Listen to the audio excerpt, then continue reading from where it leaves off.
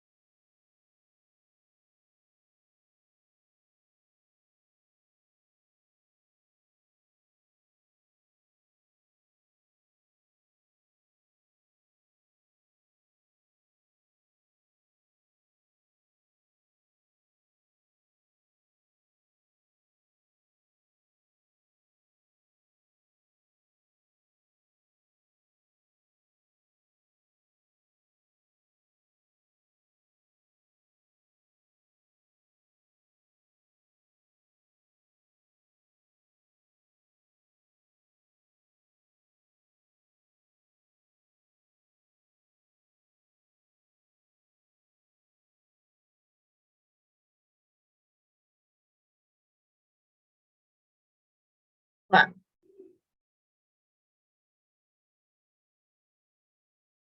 no, baby. No, I think it's okay. It feels better now.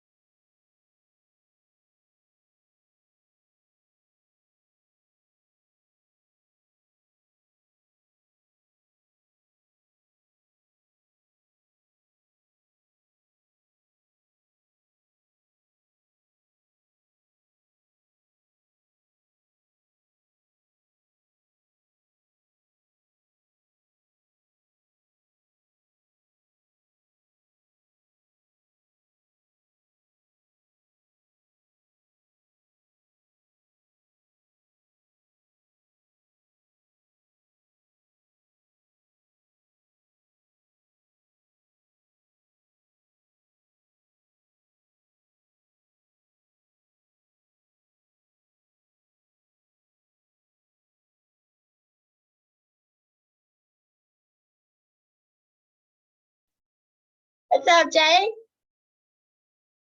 Good morning, Austin. How are you doing? Good. How are you doing? I'm doing good. Freaking crushing it. Thank you. But when are you coming back to Chicago? Let's see, when am I coming back? In June. In June. Okay. Yeah, I'll be up there a lot in June and July. Awesome. Hell yeah. Yeah. You already know we like to have you at the office, so I'm excited for today's sales coffee for sure. Well, I'm not speaking today. Tommy wanted us to play a video. So I'm gonna share the screen and play this video. It's awesome. But it's gonna take up majority of today. So it'll be like 43 minutes. Oh wow. That's crazy. I know. Okay. It's a good one. It's a really good one. So I'm excited. I got my coffee ready to go. I'm about to make me a cup real quick. Yeah, get it. We still have a couple minutes. All right. What's up, Matt? Hey Austin, how are you?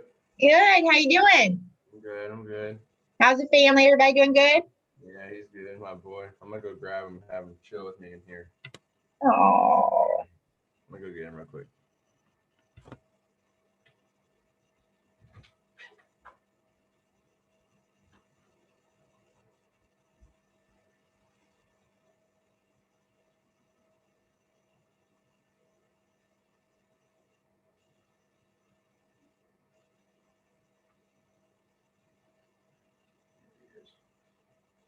He's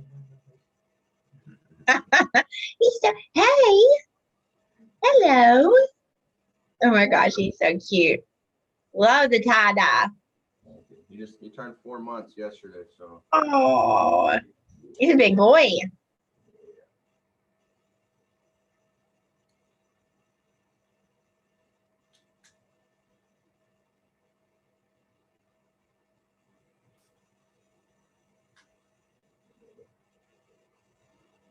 where everyone's at. Well, that's what I was about to say. I mean, they're popping up, and everybody's in the waiting room. I'll give it to like 10:02.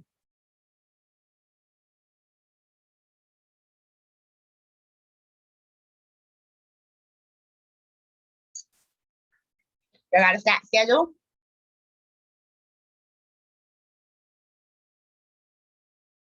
What was that? Y'all have a stat schedule? Yeah, I've got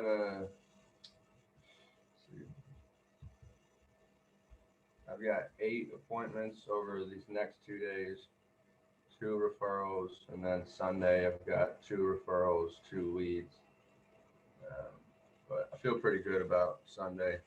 So like 12 total. Yeah, about 12 total, like 4 referrals. There you go. So You're gonna blow it up. and most of the 2 of the referrals are contingent, so hopefully it'll be good. Yeah, that does sound good. Jay, what you working with for the weekend? I have a lot of appointments, but not enough. I got 7/0, 10/1 right now. But I'm gonna make more phone calls after this because I don't have any call. I gotta pack up the next couple hours. I'm pretty much booked all day after 2 o'clock, but that's for today. But I feel like I can get one in at one. I was gonna ask you too. I mean, maybe you'll be able to help me with this, but how long are your sits usually? I try to make them about an hour and a half, hour and 15 minutes. I mean, not an hour and a half or hour and 45 minutes. For a sale or a no sale? Yeah. For a sale. Yeah, full thing. Okay. Like 2 hours max. Dude, I ran some that are like 3 hours though. You know, it just depends on like the situation, but ideally, you know. Okay. But I only ask because I'm trying to figure out how to be faster, but there's no way to really be faster, I guess. That's what I'm hearing. So Yeah, well, I mean, there's certain things that you can do for sure. that might have to be a workshop. You know, that you can do without like skipping over, you know, anything. Yeah, you can definitely about that for sure. How long are your sets? Usually, I mean, I can usually get through it pretty quickly, like about an hour, or an hour, maybe like 15 minutes for a no sell, depending on, referrals and things like that. But for a sell, it's usually like an hour and a half, hour and 45 minutes. Look at you. Huh? That's how long mine are. Okay. Yeah, that's perfect.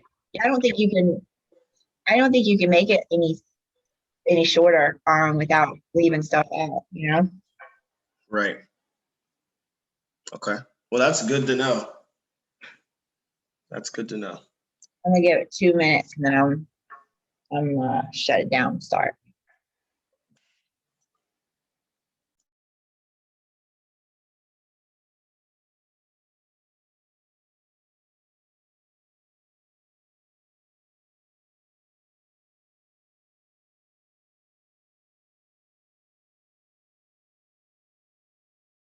What's up, guys? Natalie, PJ.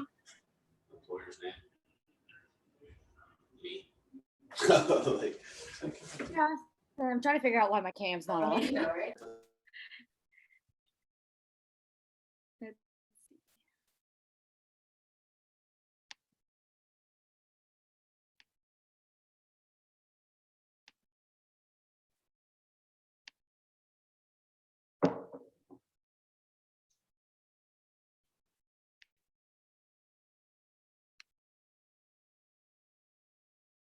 I'm waiting for the guys in the office to get everything pulled up real quick and then we'll start.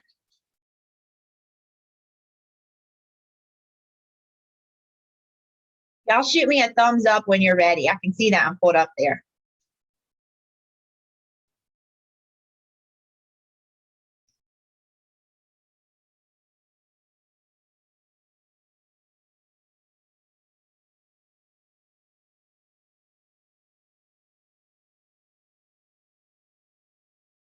Y'all got everything set up in the office? Y'all good? Yeah, Austin, we're just trying to get the volume on the TV, but we can see and hear you. So, I mean, it's just coming out of Your the wagers. Make computer. sure you're here. Gabe Morency and Cam Stewart on Game Time Decision, Monday through Friday from 6 to 7 p.m. Eastern. Only. That TV is always disrespectful. Trifling thing.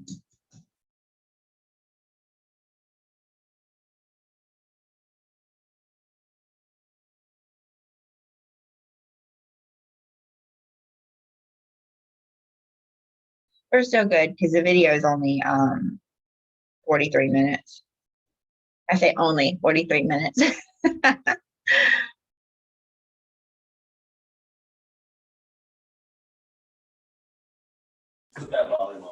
Yeah, we're all good to go over here. Okay, so guys, Tommy wanted me to share a video today, so that's what we're gonna do. I'm gonna share. I've never really shared a video before, but I'm pretty sure I know how to do this. Hold on one second. Okay, so I'm gonna go ahead and get it pulled up. Okay, how we doing? We having a good morning? Everybody stacked for the weekend? Yeah. Okay. Great. All right, so let me get this pulled up here.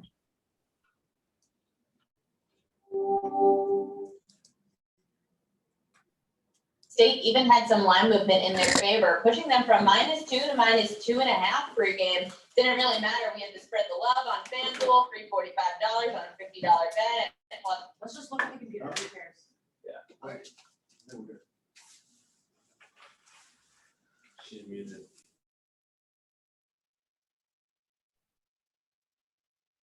Record on my cloud too. Okay. All right, cool. All set. Good to go. I think I saw Paul. You did. Yep. Good. Can you guys hear this? Let me see where he's at again. Hi, Brian. There he is. Yes, It's good to see Austin. Paul again. For sure. Good to Yeah. hear you're getting strong and battling I back here, buddy. can't, but if you can, missed you. then So Look at this. that's good. what's that? Oh man, there you go. Good stuff. Love it. Good stuff, Paul. All right. Let's go. So, guys, I was talking to Brian and just some of the other SGAs that I work with, and for you, those of you guys who haven't met me, I know a lot of you have, but I'm your guys' director. So I'm essentially a partner with Brian with 5 SGAs. Basically, I'm like the other half of the team, the SGA team for home office, and I get to help you guys with recruiting, obviously making sure we're getting the right talent in our organizations. I get to help out with obviously sales and sales training like we're doing today. Also leadership development and promotions and just help to grow the business as a whole. Okay. So cool thing is I think that we're actually going to be allowed to travel at some point in the second half. So I'm looking forward to getting back up there because I think one of my last visits last year was actually up to see you guys at like the beginning of March of last year. So that's going to be exciting. And I'm looking forward to that. So as Gabby mentioned, I did work with another company right out of college. So I graduated from Penn State University in Pennsylvania. I graduated with an art degree. I walked on and I played football. And then after I graduated from college, I was still trying to think that I could go the Arena League football and indoor football and then hopefully play in the NFL or get some type of shot to make a team. That didn't quite work out, but in the process of training for that, while I was still trying to do Arena League football, and I actually was, I went in on an interview in State College and I basically answered an ad. It said, looking for sports-minded individuals. And that was me. So I went in and interviewed with Combined Insurance which it goes door to door, business to business, does do life now, but a lot of what we did was accident and health at that time in the division I was in.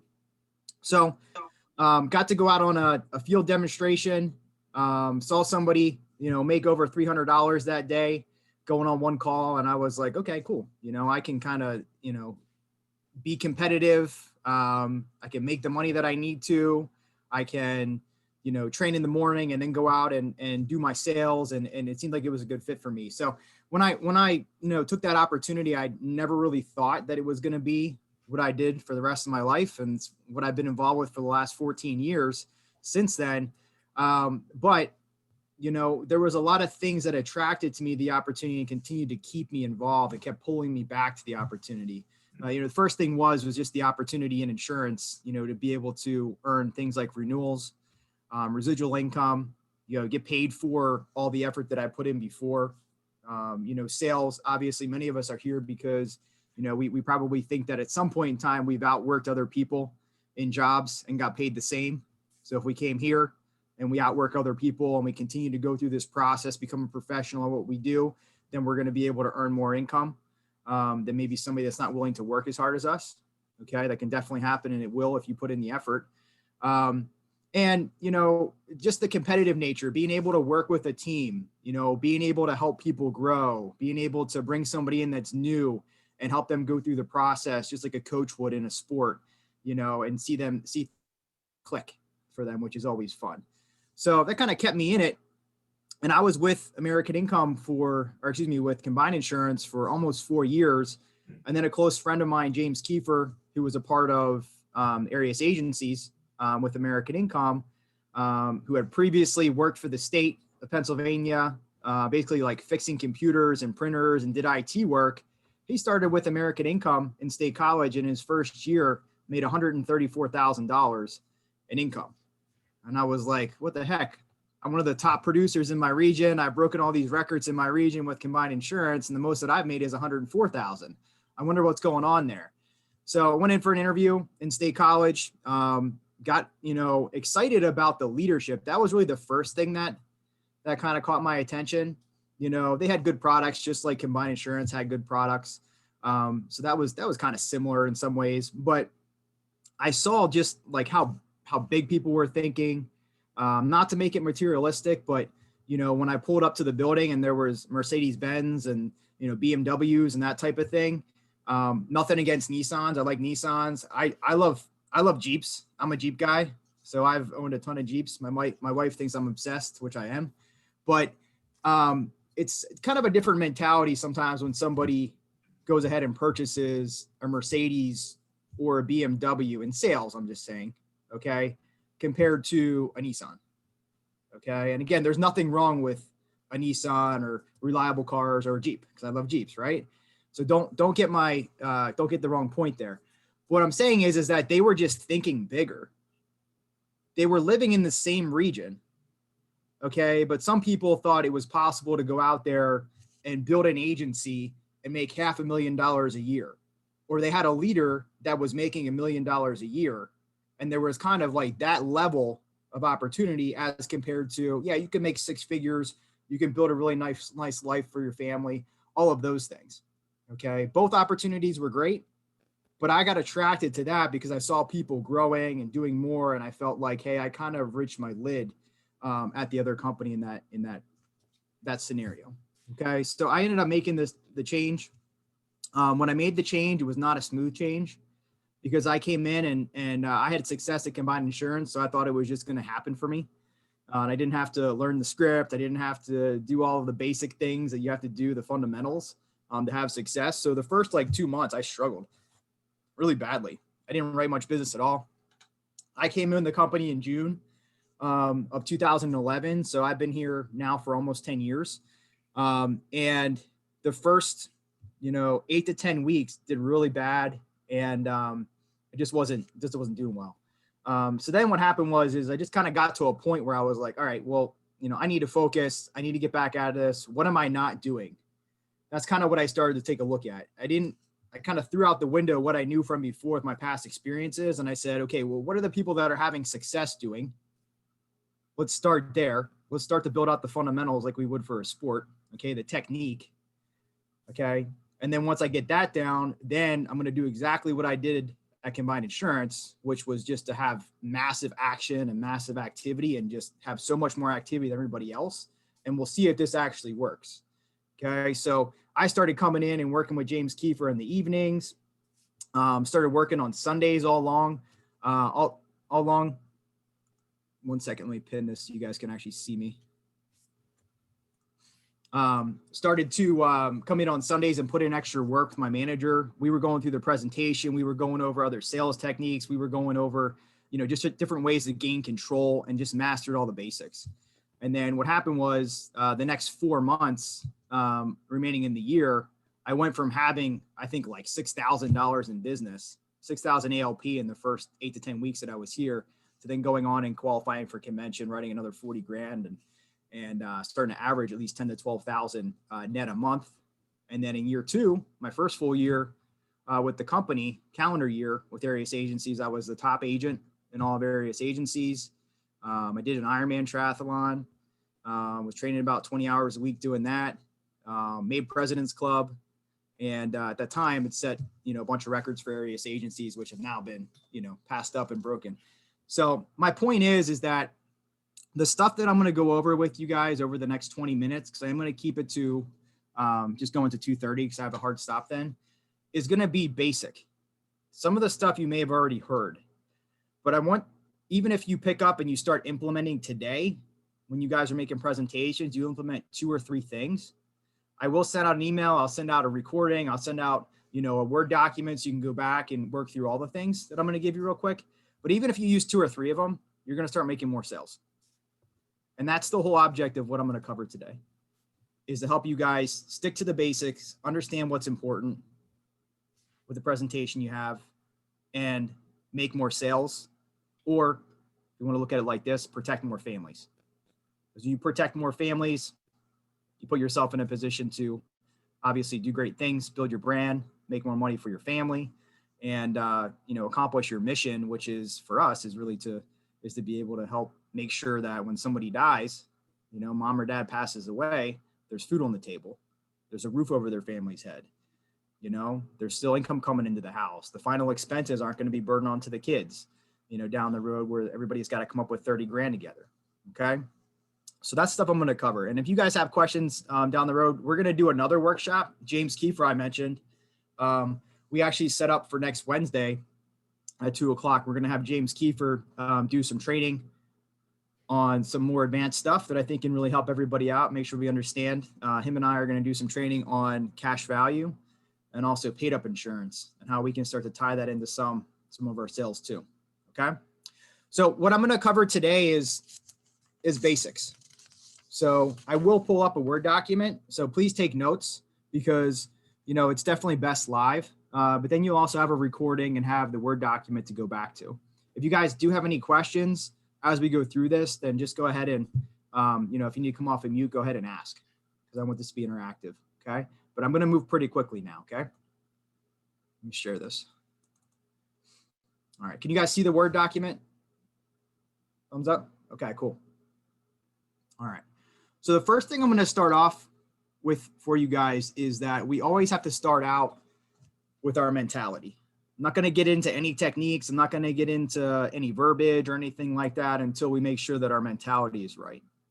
There's a difference between people that close at 25% and people that close at 50%. In the way that they even think about making a phone call, the way that they, the mentality that they have when they even hop on a presentation is totally different. And you don't have to be here for 6 months or a year or 3 years or anything like that to have the mentality of somebody that is going to be able to close at 50% or better. Okay. So just keep in mind at all times that everything you're doing throughout the course of the day, from the moment that you wake up, is either going to put you in a position to be assumptive and be a closer, or to maybe be unconfident, somebody that doubts themselves.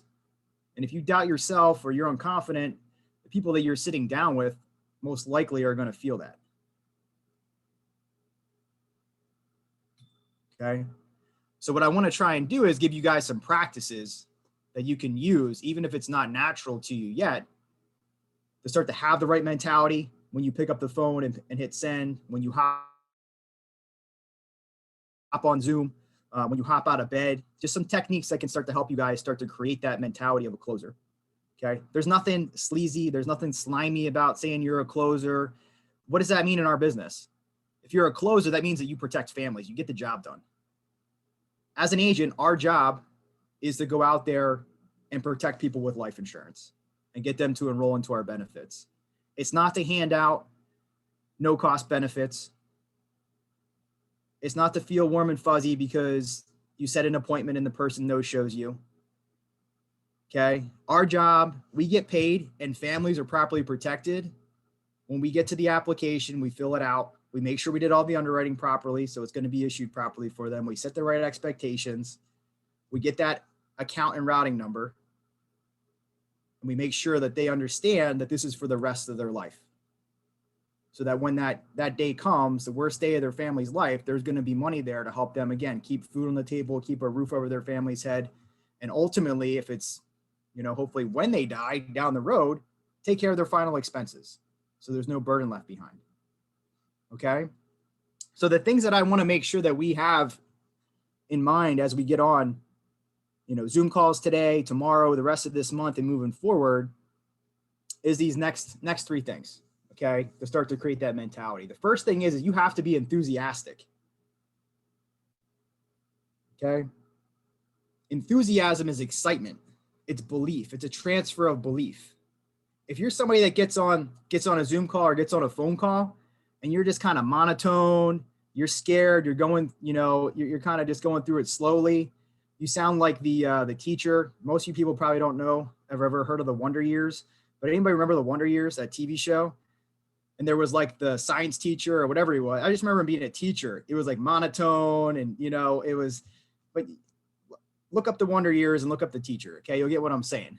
Okay. But we got to have some type of excitement. I don't typically talk like this when I'm talking to my wife or to my, maybe my kid I do because I get excited with him, but that's not my normal conversation voice. But when I hop on a Zoom call, I'm going to have life in my face. Okay. I'm going to have not necessarily always have a smile, but there's going to be energy in my voice, energy in my face. Okay. So we got to remember that is that this is the only way right now, if you're doing Zoom presentations, that you're going to be able to transfer energy is to speak more quickly, speak with more energy. And if you want to get people to do something, you have to vibrate at a different level. If I get on, I'm just kind of like relaxed. Maybe it looks like I'm like half asleep. I sound half asleep. We're not going anywhere. But if I get on and say, hey, come ride with me, we're going on a tour here, of the benefits, and we're going to get you guys properly protected. And I'm constantly moving the conversation forward, then things are going to happen. So there has to be that enthusiasm. If you need to remind yourself to have enthusiasm, then just make a little post-it or something and says enthusiasm and say it like that. Okay. So to be able to act enthusiastic, we have to speak enthusiastically. We got to be able to bring the energy level up. Maybe listen to some exciting music before that. That's what we used to do when we were in the car. We would get pumped up before we went into the presentation, so our energy and our enthusiasm was up. Next thing we got to remember is what is your belief? What is your belief in the product? What is your belief in the company? What is your belief in yourself?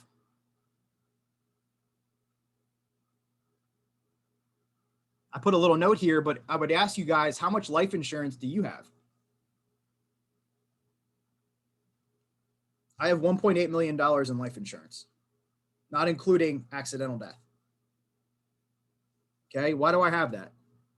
I actually got that earlier because I wanted to have a family, and I knew I would eventually have a home, and I wanted to make sure that there was going to be income coming into the house. If something happened to me down the road, my final expenses would be taken care of.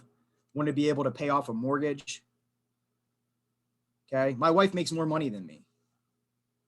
Okay. But it's still my responsibility to make sure that if something happens to me, that there's going to be income for her if she needs to take time off. There may be income there for our kids. We have one child right now that's 9 months old, but maybe for our future kids and Ronan to be able to go to school, be able to help pay for sports, for travel, different experiences, be able to pay off the mortgage. If something happens to me, my wife's going to be able to pay off the mortgages, plural, that we have. And then that makes it a lot easier for her to be able to use her income to save for them and to be able to take care of our family. Okay, so what's your belief? So I was already in a position where when I was just fresh with American Income, even then I had $650,000 in life insurance, not including accidental death. And I wasn't married at the time. I wasn't with my wife at the time. I didn't have any kids. So I would just ask you guys, I'm not telling you have to go out and get $1 million worth of life insurance, but I would ask you, what is your belief in your life insurance? If somebody asks me when I'm selling them life insurance, oh, what do you have? Which will happen from time to time. I can let them know why I have the amount that I have, and it backs up everything that we, transfer, everything that we educate people on. All right. So you really need to be able to have that, to believe in it, and be able to tell yourself that story every single day. Okay. Because at the end of the day, even if you're somebody that's single, maybe you just graduated from college, maybe you're just out of high school, maybe you got 50 grand in whole life insurance, or you got $100,000 in whole life insurance because you wanted to get a select life and you realize it's the cheapest, life insurance policy, whole life. Most life insurance you can get for the littlest amount per unit, per thousand. Okay. But then you can start to tell that story with somebody that's in your situation. If I'm sitting down with somebody that's in their maybe late 20s, 30s, 40s, and they have a family, I can use that as an example and do a very good job of transferring that belief because it's genuine. It's not fake it till you make it. It's genuine. Okay. I'm actually living that. So that's another thing that I would express to you. I'm not saying, again, you have to go out and get $1 million worth of life insurance, but I am saying that, if you're talking about it in a presentation, are you actually walking the walk in real life too? It'll make you that much more confident and comfortable in the home when you can transfer that belief because you know that you're actually holding up your end of the bargain and you're doing the same thing. Okay. Next thing is urgency. This is a mentality we have to have as we present to people, as we set appointments, as we make a phone call and somebody answers. One of the things that we would do when I first started, I know we're doing a lot more same day appointments and like rolling right into appointments as well now, but we're still setting appointments, obviously, is we would express how many people we had to set up with. We had to sit down with that week, how many people I was going to help. It created urgency. So I knew that, hey, when I'm calling you, let's say I'm calling Kim, I let Kim know, now, Kim, I do have a very booked up schedule. I'm extremely busy. They had me catching up with 30 members this week. Okay, so I'm sure you're busy, but this is crazy because everybody is requesting our benefits and we got to get all the other members caught up. But I do have a time where I could squeeze you in between 6 and 7 tonight, or between 8 and 9 tonight. Which time works best for you and your spouse? You can put that in there. So I would know how many people I'm gonna catch up with that week. Okay. Now, if I'm going to set 30 appointments, I might only sit down with 15. Okay. But I'm talking about that 30 members that I need to fit into my schedule this week. Okay. Because that's how many people I'm going to have on my schedule. All right. The other thing you can do with how busy you are is to use it to get into an appointment right away. Instead of just setting an appointment for later on today, you can let them know that, hey, Kim, you know what? I'm extremely booked up right now, but I had a member that had to reschedule. I do have some time right now, until 4 o'clock. So I could fit you and your husband in right now. And we could go over and knock this out and get it done with, so we don't have to worry about it later. Your husband's available, right? Okay. You see the language there? Okay. Go ahead and grab him. We'll get this knocked out. I'll make sure you guys have all the information and we'll get you caught up with all the other members. Okay. That's urgency. I'm not going to wait for them to ask me to give them a time. They're never going to do that. Okay. I'm not going to say, hey, do you think you're available later today or tomorrow? No. Always be very specific with the number of people you need to catch up with. Be very specific with only the 2 times you have available, or take the time right now. Closers take time. They don't ask permission for time. Why? Because they believe that if they don't catch up with that family right now, and this will take me to my next point, that something might happen tonight and that family is not properly protected. And they do not want to be liable for the fact that they didn't get their job done when that family needed them the most. Okay? So just always remember, that you need to be busy, you need to be urgent, even if you're not at that time. Go ahead and force yourself to be that, and you're going to start to have more presentations and close more deals. Number 4 is just remember that people buy from people that they like and trust. Okay? And always remember that you are the brand. You are American income to these families. I'll come back to that here in a second with your preparation, but I'm going to start to fly through this because I see we're running out of time here. Okay. This is stuff that I could talk to you guys about for hours and days because it's exciting stuff for me. Next thing I want you guys to do is along with this mentality is I want you guys to start to visualize. We talk about painting the picture when we're getting to a close, right? Making sure they understand what's going to happen if they don't have this coverage. You need to paint the picture for yourself. And you need to visualize, if I don't do the job, if I don't present to this family, if I don't get to a close, if I don't close multiple times and make sure I did everything I possibly could to make sure that little Timmy and little Susie have food on the table and a roof over their head when mom and dad die, then that's on me. But as long as I did everything I possibly could, I was urgent. I took them through the whole process. I was a professional. Okay. And professionally held them accountable to making a decision at the end, then I can sleep. Okay. So I want you guys to visualize when you make a phone call. We would visualize when we pulled up to a house. I'm gonna protect this family. It wasn't, oh God, I don't know if I can protect this family. I'm scared. What if they say no? It was, I'm going in here to protect this family. They need what we have. We know that. They need it more than we need to sell it to them. And if we get enough activity, we can actually believe that. Okay. And speak it into existence. When you call somebody up, are you telling yourself, are you repeating their name, but are you saying, I'm going to protect Kim. I'm going to protect Kim and her family. We're doing this today. Are you thinking that? All right. And then the last thing I'll give you in the visualization is again, what if you were the only opportunity this family will ever have to properly protect their family? That's the mentality you have to have. You have to visualize, and it has to be that important to you. If it is, and you transfer that belief, you're going to help a lot of families. Okay.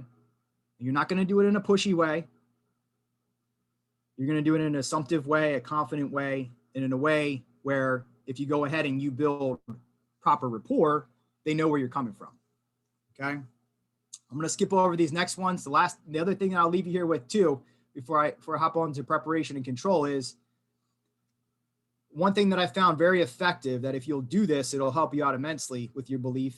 Besides everything else I just said with the visualization and the mentality, is I want you to imagine that you're presenting to your family member. What if that was your mom? What if that was your dad and you were responsible for the expense? What if that was your brother who has 3 daughters and you didn't do everything you could to communicate this properly to him, transfer that belief, and make sure his family had an opportunity to be protected, and he passes away? They lose their home. He was the main breadwinner.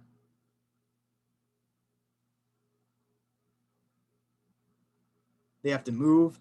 They don't have the same opportunities that they would have had before. You need to put that on you. When you start to think like, what if this was my family member, things will change. And it's not being pushy. I'm not saying that. So make sure you guys are hearing me right. I'm always a professional. I always build great rapport, and people know that I care, so that at the end I can have a direct conversation with them. Okay. And by a direct conversation, I mean being able to call somebody out, Kim, if we don't make sure that this is taken care of, what is going to happen when you pass away and your family can't pay for the mortgage. Walk them through that experience. Let them see it firsthand. Let them visualize it. If I build good rapport, I can have that conversation with them, even over Zoom these days, because I've done it on Zoom as well. Okay, hop in with a lot of the trainings. So those things can be very effective, and they will help you change your mentality, and they will help you close more. Next thing, preparation. Let's make sure you're always ready to present. So when you make a phone call and you hit dial, I'll wrap this up in 5 minutes and I'll shoot it over to you guys so you guys can take some more time to review it, okay? But always make sure that you're ready to present. That's how you get more same-day presentations in. Not that we don't set next day appointments or appointments for the evening or anything like that, but I would always be ready to present. We know that presenting right away and presenting the same day has the highest closing percentage and the highest show ratios. We know that presenting on a computer, when they're on a computer or if they're on a tablet, has a higher closing percentage than a phone. Don't give them the opportunity to get on a phone. That should be the last ditch effort, you know, if they don't own a computer or a tablet. Okay, there's little things that we can put ourselves in a position to close more. Okay, so keep that in mind. Other things, you know, being a professional, take a look at your background, take a look at yourself, take a look at your lighting, take a look at your sound. If you don't look or sound like a professional, some people are not going to buy from you. So are you transferring belief, confidence, trust, or are you transferring doubt and like a bunch of oh no moments when you pop up on Zoom and they see you for the first time? We are going to ask this person or this family to give us a check for the rest of their life every single month. So are you showing your best and presenting your best? Or are you kind of, you know, doing it halfway? The next thing I'll say is that there's a lot of psychology to what we do as well. So, you know, colors. What I used to wear every single day, I went to Express, and literally when I was in the field, when I first started with the company, I bought 7 blue shirts. I wore the same shirt every single day. People thought that I was like, never like washed my clothes. Okay. But I wore the same outfit every single day. So I didn't have to think about what I was putting on first of all, but then also blue is a buying color. Blue is a color of trust. There's another little takeaway that you guys could have there. Okay. Hopefully I'll start to see everybody wearing blue. All right. I wore this blue for a reason. Okay. But that's something that I've done for you know, the last 10 years. All right. And I just heard that from reading about it. Okay. I already covered this. Also remember the money hours. You can put yourself in a position to make sales and close more by being in a presentation after 8 p.m. every weeknight and being in a presentation on Saturday morning at 8 a.m. as well. Okay. 8 or 9, I'm going to say 8 a.m., even 9 a.m., but I'm going to say 8 a.m. on Saturday mornings. You'll start making a sale every single day, making sure you're presenting to at least one family after 8 p.m. every single night, every weeknight. You're going to start making a sale. Okay. As far as rapport goes, other things to remind you for tonight. And again, I'll email this over you. So even if you pick 2 or 3 things to implement tonight, you'll be good. And then you can take some more time to review for tomorrow before you hit the field as well. So rapport. Rapport is just as important today as it was when we were in the field. 100%. Okay. So even though some of us might be 100% virtual right now, it's even more important in my mind because you're not in their house. You don't have like a presence as far as that goes. So you really need to figure out what's going on with these people, build equal rapport, find out what's important for them, you know, so down the road, it's easier to close, find out, you know, who's close to them in the area to help you collect referrals. But ultimately rapport is where we start to, you know, connect with them and there starts to be an understanding that we're in this together. I'm not here just to sell you something. Okay. But I'm here to make a connection with you because I care about protecting families. And I want to help you do what's in the best interest of your family. Okay. So also make sure that you always build equal rapport with both spouses or partners because it's a little bit harder to, in some cases, know who the decision maker is over Zoom, I found. Okay. All right. Last couple of things real quick. So it's a 2-part program, right?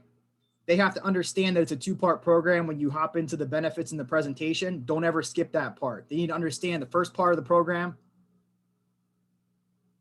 Okay. It's some benefits that have been set up for you at no cost, that are provided to you through your group, that were provided to you through your sponsorship, whoever referred them, whatever their situation is, okay? The second part of the program are some exclusive benefits that you will need to qualify for. Unfortunately, not everybody can qualify for them, but I'll educate you on how they work, and then we can see if you can even qualify for them. They know that there's two parts to the program: benefits that they're already receiving, and then some benefits they have to qualify for. Okay, don't beat around the bush on that. Be clear. It's in the script. Make sure you do that right thing. Also, make sure that if we're using the paragraph after the mandatory read-off letter, we're using the read-off letter, any of those types of things, make sure you hit those, or at very least, make sure they understand as you're getting into maybe the needs analysis, depending on how you guys have it set up right now, or transitioning into the life insurance, that they understand that they do have to make a decision today in fairness to all the other members. Okay, we have to make sure they understand they have to make a decision. That's one area where people in their first 6 months just get pummeled all day long. And at the end, people are saying, we got to think about it. Okay, make sure you tell them that they have to make a decision. Next thing, sales psychology. It is what you say and it is how you say it. Strong language, there's strong language and there's weak language. I can say what I want to do. So Paul, what I want to do is we'll just check and see if maybe you could qualify. Or I can say, Paul, what we're going to do is we're going to see if you can qualify. Okay. Or what we're going to do is get your foot in the door today. And then down the road, we can add to it, or whatever the situation is. Okay. Next thing is going to be tangible items. Are we still using tangible items? Do you have a coffee? Do you have an energy drink? Do you have chips on the table? Are you using tangible items like a cell phone bill or Netflix to be able to belittle the cost or compare it to the life insurance? I can say, Paul, I do like energy drinks. My favorite is Rain. And I mean, just to be honest, there's a lot of things that we spend money on each and every day that we don't even think about. If I buy one of these Rains a day, that's $3 a day. Over the course of a month, what does that come out to be? $90 a month? Spend $90 a month on probably drinking way too much caffeine than I should be. But right now you're telling me that, it's difficult to set aside $75 to make sure that your mortgage is going to be paid off and there's food on the table for your family. I'm sure making sure there's food on the table for your family, and a roof over their head is more important than, drinking an extra 20 Rains a month, right? So in most cases, we already spend that type of money. Obviously, it's more important. So let's, go ahead and see, if you can even qualify. We move forward. Whatever the situation might be. You might even use that for a price. Maybe I'm breaking it down and I see that he's drinking, energy drinks. And then I get to the end and, one of the options is, $90 a month. And I'll say, well, how much is one of those energy drinks, Paul? He says it's $2.99. Okay, it's about $3 a day, right? Well, I mean, right there you can see, it's only a Rain a day energy drink to make sure your family has a roof over their head and food on the table when you die. Okay, I'm sure we're not doing a lot of this. I haven't been seeing a lot on my calls. So let's make sure that we're doing that. Put some items on your table, use something that they have to belittle the cost and be able to compare it to a tangible item per day or maybe even per month. Okay, cell phone bill. Lots of families are spending $200 a month on their cell phone, which is not something that's going to take care of their family. Okay, it's more of like a convenience to have a plan like that. And everybody have iPhones, so you can still do that. We can belittle the cost also by just breaking the cost down when we go ahead and show options to maybe per hour, like we do, with the Hour Power. Or you can do it monthly, or you could do it daily and just compare it to tangible items. All right. And then the last two things I'll cover before we hop off here is, to be a great closer, you're most likely not going to have people say yes the first time you ask. 9 times out of 10, somebody's not going to say yes the first time you close them. Usually it's going to be the second and the third time.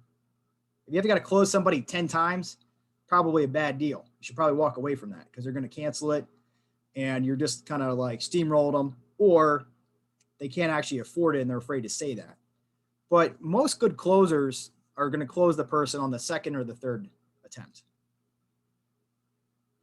So if you can start to identify what their greatest concern is and paint the picture, it makes it a lot easier for them to make a decision right then as well.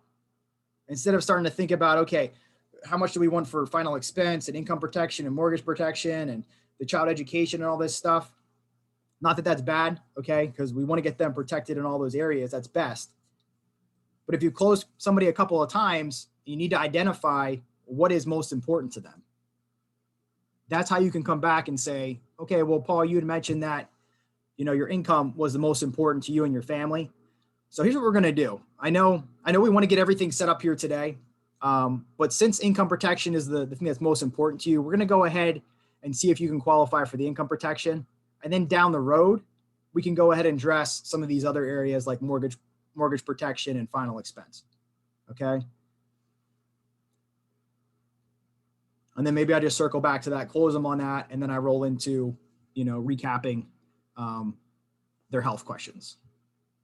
And then along with that, start to tie in the group. Somebody in their age group. When I'm closing somebody, I can let them know. Let's say we have to reclose them or just go to whatever their biggest concern is. Paul, I know a lot of people are feeling that, these days, with everything going on with the pandemic and stuff. And most of the folks in your situation, that's exactly what they're doing. They're making sure that their income is protected.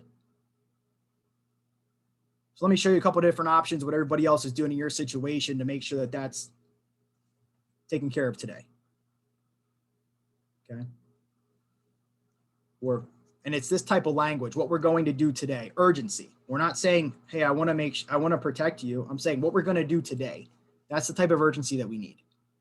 Last thing, thank you guys for being patient with me here too, is getting into the application and also takeaways. Good closers get to the application. Good closers ask for the business.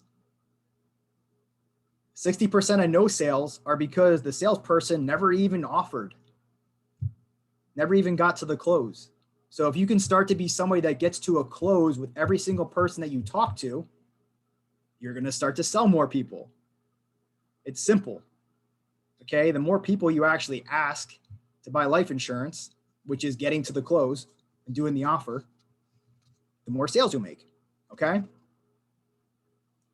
So one of the things we can do is say we close them, 1, 2, 3 times, and they're still kind of wavering. You understand that they see this as a priority. I could ask them, now, Paul, I understand that we can't quite do everything today. But it's definitely a priority to make sure that your family has protection today, correct? Right? Okay, I'm shaking my head on there too. Okay.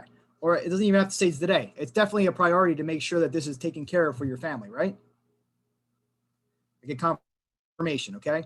All right, well, we obviously know that's what you need. You need the $200,000 or you need the $150,000 to take care of your 5 years of income. But unfortunately, I still don't know if you fully qualify. So after I've got to this point, I want to get into the application. Now I can just roll right into the medical questions on the back of the application. The more you get into the full medical questions on the back of the application and you start filling out the application, the more closes you're going to have as well. You got to push it to that point. So, obviously we know that's what you need, Paul, but I'm not even 100% sure that you can fully qualify. So let's go ahead and see if you can even fully qualify. And I start rattling off all the medical questions. We get through all of them. Let's say it doesn't look like it should be an issue. Okay. Well, Paul, looks like you're in pretty good health. It doesn't look like it should be an issue to get you qualified. So who do you want all that money to go to when I start going ahead and giving the money away, filling in the beneficiaries? Who's going to be your primary beneficiary? I'm sure it's going to be your wife, right? Go ahead and put her down there. Okay. Now, God forbid something happened to you and your spouse at the same time. Who would be handling this stuff next? Oh, it would be your son, your daughter, whoever it might be. Okay, your brother, your sister, whatever that situation is, you put them in there. Okay, great. You know, and then Paul, remind me again, what was your height? I just want to clarify your height, your weight. Okay, can you go ahead and grab your driver's license? And now I'm starting and I'm just filling everything out. I'm getting through it. Okay. So that's what I have for you guys today. Sorry, I had to run through a little bit quicker than what I would like to. I know it's a good bit of information, but what I'll do is I'll send this recording and I'll send over the Word document over to you guys. And then if you have any questions, you can always reach back out to me and we can follow up on this, you know, even next week with some of our workshop as well. Okay. So I appreciate you guys. You don't have to do all of these things. I know there's a bunch of bullet points there, but even if you do 2 or 3, you're going to close more deals. All right. Thanks, Brian. Thank you, Brian. Brian. Here, guys. Great stuff, guys. Thank And you. thank you for your time, bud. Thank you. All right, guys. So let's make sure, review your notes.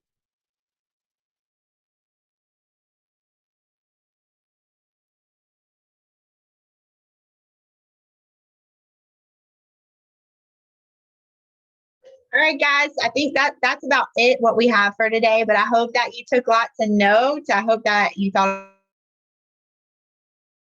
it was fire, because I definitely do. Does anybody have any questions? I feel bad. It was so blurry. I tried to fix it, but it was under optimized video, so I'm not really sure. I think it was because he was sharing his screen as well. I think maybe that's why it was a little blurry. But all right, guys. Well, if you don't have anything for me, that's all I've got for today. Go out and crush it this weekend. Have a big week. It's going to be great. Let's go. Thanks, Austin. See ya.